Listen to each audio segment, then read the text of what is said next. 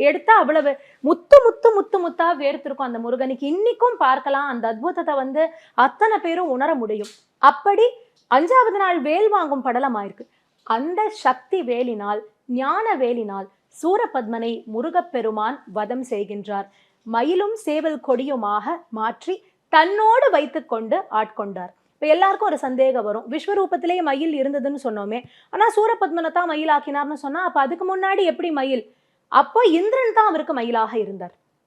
இந்திரன் மயிலாக முருகப்பெருமானுக்கு இருந்தார் சூரன் வரத்துக்கு முன்னாடி. சூரபத்மன் வந்த உடனேவே மயிலும் சேவல் கொடியுமாக அவரை ஆட்கொண்டு இன்றும் அந்த வெற்றி திருக்கோலத்தில் ராஜ கம்பீரமான ஒரு கோலத்தில் நமக்கு திருச்செந்தூரில் காட்சி அளிக்கின்றார் முருகப்பெருமான். இப்படி இந்த சூரசம்ஹாரம்ங்கிறது பொதுவா நம்ம வாழ்க்கையிலேயே நம்மளால சேர்த்துக்க முடியும். மும்மலங்கள்னு நம்ம சொல்றோம் இல்லையா? இந்த மும்மலங்கள் நம்மை விட்டு அழிய வேண்டுமே ஆனால் முருகனுடைய ஞானவேல் வர வேண்டும். அந்த ஞானவேல் தான் மும்மலங்களையும் அழித்து நம் அஞ்ஞான திரையை விலக்கி மெய்ஞானத்தை நமக்கு தரக்கூடியது என்ற பெரும் தத்துவார்த்தத்தை இந்த சூரசம்ஹாரம் கந்தசஷ்டி பெருவிழா நமக்கு உணர்த்துகின்றது அப்படின்னே சொல்லலாம். Skyflex mattress dazzling Diwali offer. Buy one mattress and get 2 free.